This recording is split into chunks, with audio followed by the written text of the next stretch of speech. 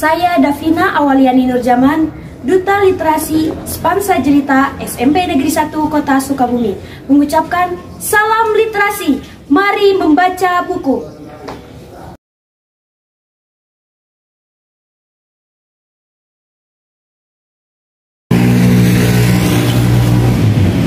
Assalamualaikum warahmatullahi wabarakatuh. Sampurasun. Hai teman-teman, perkenalkan, nama saya Davina Awaliani Nurjaman, salah satu duta literasi Spansa Jelita perwakilan tim GLN Garulis Jabar SMP Negeri 1 Kota Sukabumi. Pada kesempatan ini saya akan membawakan sebuah dongeng yang berjudul Legenda Asal-Usul Sukabumi. Baiklah teman-teman, selamat menyaksikan. Pada zaman dahulu, wilayah Priangan Barat termasuk ke dalam wilayah Kadipatian Pamingkis yang dipimpin oleh seorang bupati bernama Rangga Bitung dan istrinya bernama Nyai Puntung Mayang. Pada saat kerajaan Banten dan kerajaan Cirebon menyerang kerajaan Pajajaran, wilayah Pamingkislah yang terkena imbasnya. Pada saat itulah Bupati Rangga Bitung terbunuh. Sedangkan istrinya yang pada saat itu dalam keadaan hamil berhasil diselamatkan oleh seorang jaro bernama Loa. Oleh jaro Loa, Nyai Puntung Mayang dibawa ke sebuah perkampungan di kaki Gunung Sunda yang letaknya tak jauh dari Pelabuhan Ratu.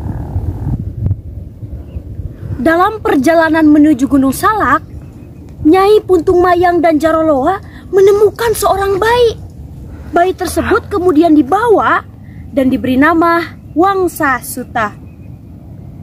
Sesampainya di Gunung Salak, Nyai Puntung Mayang melahirkan seorang bayi perempuan, lalu diberi nama Pudak Arum, yang ketika beranjak remaja lebih dikenal dengan sebutan Nyai Pudak Arum Saloyang. Seiring berjalannya waktu, Wangsa Suta pun tumbuh menjadi seorang pemuda yang gagah dan tampan. Perilakunya yang bijak juga berkarisma. Begitu pula dengan Nyai Pudak Arum yang tumbuh menjadi seorang gadis yang cantik jelita. Karena dibesarkan di tempat yang sama, keduanya memiliki hubungan yang sangat dekat.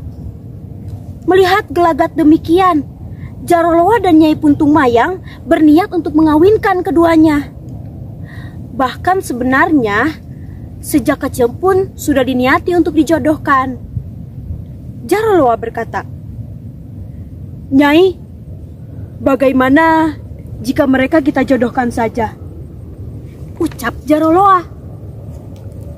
"Setuju Ki, sepertinya mereka saling mencintai," balas Nyai Puntung Mayang. Jaro Loa pun menyampaikan niatnya pada Wangsa Suta tentang rencana pernikahan tersebut. "Anakku, maukah kau menikahi Pudak Arum?" "Baiklah ayahanda, tapi sebelum pernikahan dilangsungkan, terlebih dahulu saya akan pergi berkelana menimba ilmu keagamaan juga kesaktian." "Kalau begitu, baiklah anakku." Setelah mendapat persetujuan dan doa restu dari ayah angkatnya itu, berangkatlah Wangsa Suta menuju padepokan yang terletak di daerah bernama Kiara Gantung Kararangge.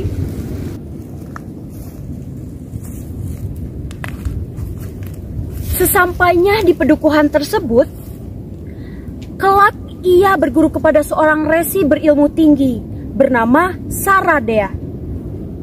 Dari resi Saradea inilah Wangsa Suta banyak menimba ilmu keagamaan dan juga kesaktian. Cukup lama Wangsa Suta berguru pada resi Saradea, Wangsa Suta pun diperintahkan untuk mencari pohon paku jajar bercabang 5 yang tumbuh di Gunung Parang yang terletak di sebelah barat Gunung Sanghyang Purwa yang kontur tanahnya miring ke sebelah selatan. Disinilah Wangsa Suta diperintahkan oleh Resi Saradea untuk membuat pedukuhan baru dan menyebarkan ilmunya. Lain cerita dengan calon istrinya, Nyai Pudak Arum, yang setiap hari wajahnya muram. Kemana-mana jalan sendiri, tanpa ditemani sang kekasih Wangsa Suta. Namun, meskipun sehari-hari wajahnya dibalut duka, kecantikannya tetap terkenal kemana-mana. Bahkan banyak pemuda dan bangsawan yang berniat ingin mempersuntingnya. Seperti seorang demang kaya bernama Sukamukti dan seorang saudagar kaya bernama Ki Purusatra dari daerah pada Benghar. Bahkan ada seorang demang kaya bernama Raden Kartala yang ingin membunuhnya. Tetapi tiba-tiba Wangsa Suta datang untuk menolongnya.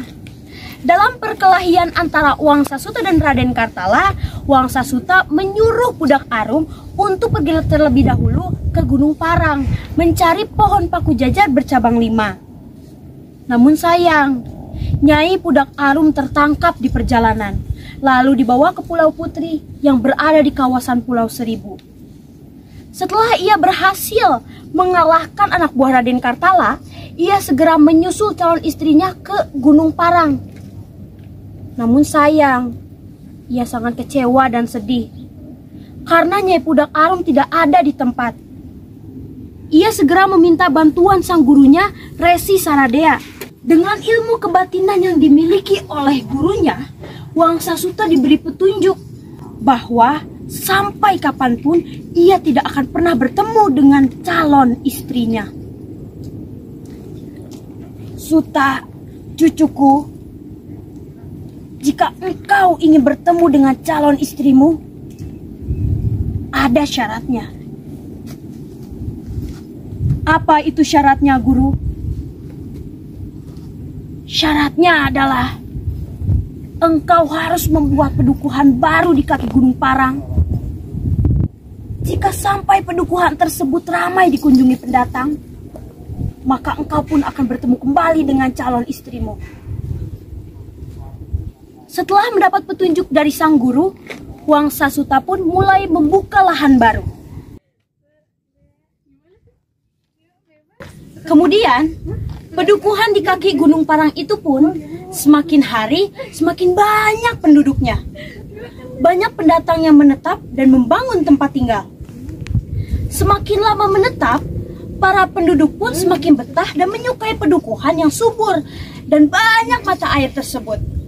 Akhirnya, daerah tersebut diganti namanya dengan nama Sukatibumi, yang berarti senang tinggal di rumah dan senang menetap di tanah yang subur. 3 tahun kemudian, akhirnya Wangsa Suta pun kembali bertemu dengan Nyai Pudak Arum.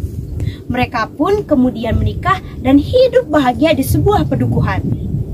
Para penduduk menyebutnya Sukabumi. Wangsa Suta pun merestuinya. Akhirnya, seiring berjalannya waktu, daerah itu pun diganti namanya dengan nama Sukabumi, yang kita kenal hingga sekarang. Demikianlah kisah legenda asal-usul Sukabumi. Semoga kita bisa mengambil hikmahnya dan menerapkannya di dalam kehidupan sehari-hari. Terima kasih atas perhatiannya. Wassalamualaikum warahmatullahi wabarakatuh.